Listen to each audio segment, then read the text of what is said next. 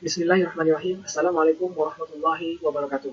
Perkenalkan, nama saya Alif Aditya Rahman, NIM 182410101075 dari kelas Data Mining A. Selamat malam. Saya di sini akan mempresentasikan hasil dari pekerjaan tugas saya terkait dengan modul 2, yang mana soalnya telah saya unduh.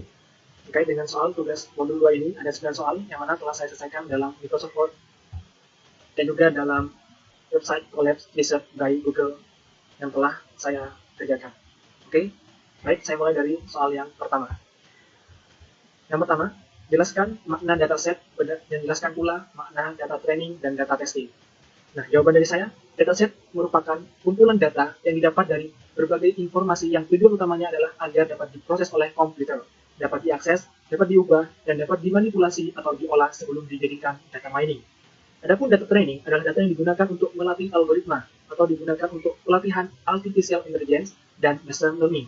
Sedangkan data testing adalah data yang digunakan untuk mengetahui performa algoritma yang sudah dilatih menggunakan data baru yang belum dikenal oleh algoritmanya.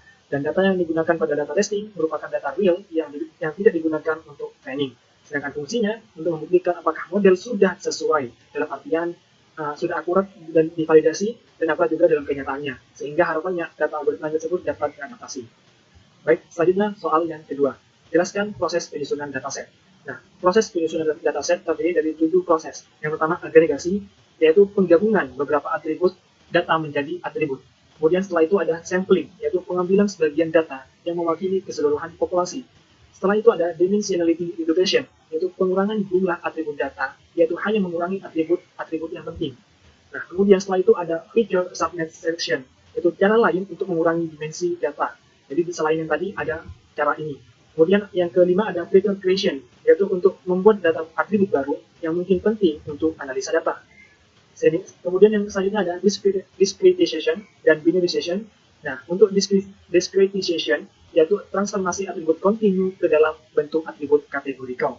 Sedangkan binarization yaitu transformasi atribut kontinu maupun discrete ke dalam bentuk atribut biner.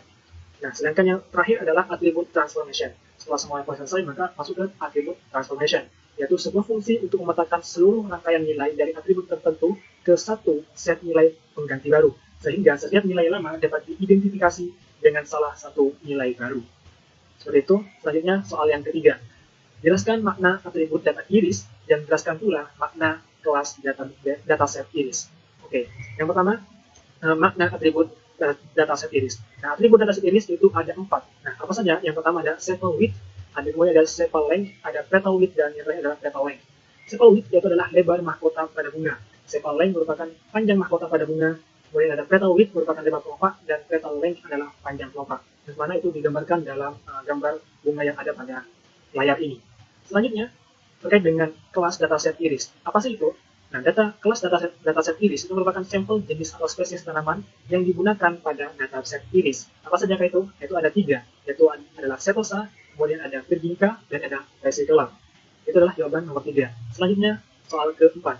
Masukkan dataset iris sebagai array 2 dimensi di NumPy. Misalkan setiap kelas di array yang berbeda, yaitu nanti ada array setosa, kemudian ada array versicolor, ada array virginica, dan ada array unknown.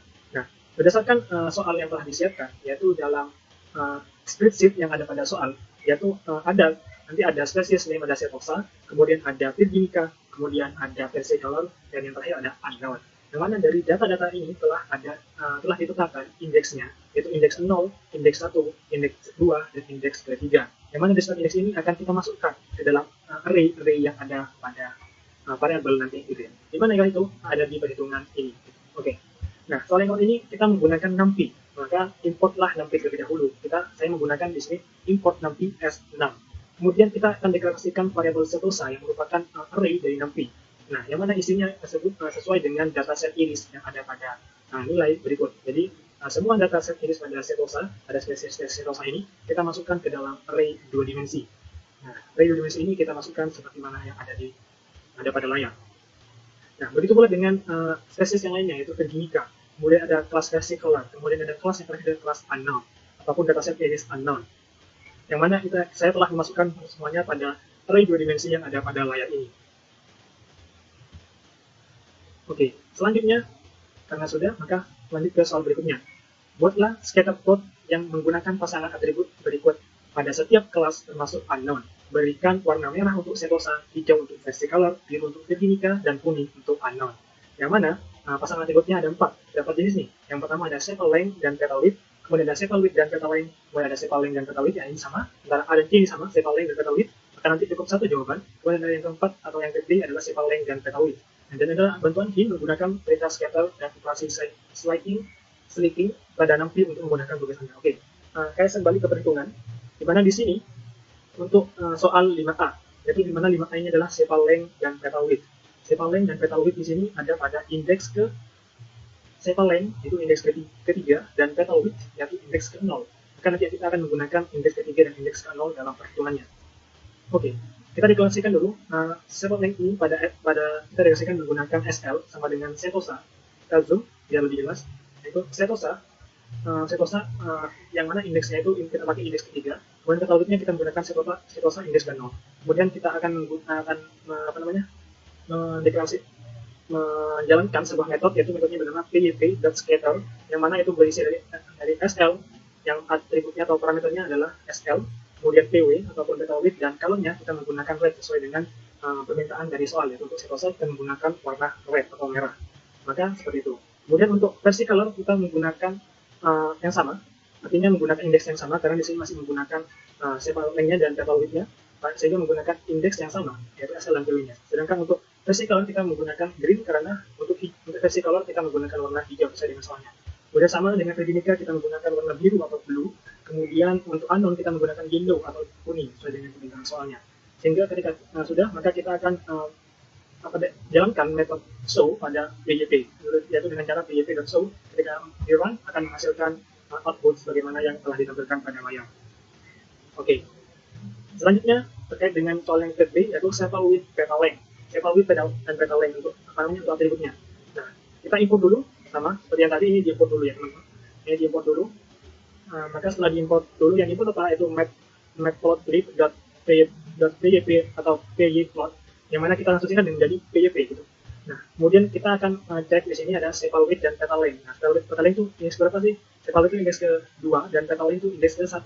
Jadi kita akan menggunakan indeks 2 dan indeks 1 pada soal. Sehingga disesuaikan dengan warnanya sama, hanya mengubah indeksnya saja. Kemudian di show, kita menggunakan metode show akan menghasilkan output yang sesuai dengan yang ada pada layar. Kita jalankan lagi, dan ternyata hasilnya sama. Oke, selanjutnya. D karena sama dengan soal A, maka ini kita lanjutkan saja. Yaitu D, sepal length dan petal length. Yaitu sepal length dan petal length ini pada indeks berapa sih? Yaitu sepal length indeks ke-3 dan petal length ini adalah indeks indeks ke-1, indeks ke-3 dan indeks ke-1. Maka kita langsung ke perhitungannya. Untuk soal 5D, ini menggunakan indeks ke-3 dan indeks ke-1. Yaitu untuk setelah diimport matplotlib-nya, kemudian kita masukkan saja sesuai dengan indeksnya, sesuai dengan jenisnya, dan juga sesuai dengan jenisnya, yaitu setosa, versicolor, dan virginica, dan juga unknown. Maka setelah itu kita menggunakan metode show untuk menampilkan hasilnya. Yang mana ketika kita run untuk menampilkan hasilnya, maka akan menghasilkan output sebagaimana yang ada pada layar. Oke. Jadi saya kira cukup, kita akan beranjak ke soal selanjutnya, yaitu soal ke-6. Jelaskan bagaimana karakter pengelompokan setiap kelas pada scatterplot berikut. Nah, yang mana pengelompokannya tentunya pada 4 kelas, yaitu setosa, virginica, versicolor, dan kelas unknown. Oke, untuk memudahkan saya akan split layarnya agar lebih memudahkan perhitungannya. Oke. Yang pertama kita akan menghitung atau kita akan mencari tahu karakter pengelompokan kelas setosa. Nah, untuk kelas setosa, karakter pengelompokan kelas setosa itu saya coba menggunakan perhitungan seperti ini. Yaitu untuk sepal length-nya, untuk setosa ini karena sepal length menggunakan indeks ke-3, maka kita panggil. Kita deklarasikan dulu indeks ke-3-nya, kemudian petal width-nya kita deklarasikan pada indeks ke-0, kemudian sepal width-nya kita indeks ke-2, kemudian petal length-nya kita indeks ke-1. Kemudian kita deklarasikan metode yang mana parameternya adalah sepal length, kemudian petal width, yang mana colornya semuanya kita menggunakan color red, yang mana parameter yang lainnya sesuai dengan yang ada pada layar ini. Kemudian setelah selesai, maka kita akan show untuk menampilkan outputnya, sehingga menghasilkan output untuk setosa adalah sebagai berikut. Yang mana penjelasannya, jika kita dilihat dari hasil grafiknya, kolerasi atau hubungan antara titik yang terlihat itu masih samar-samar ataupun lemah.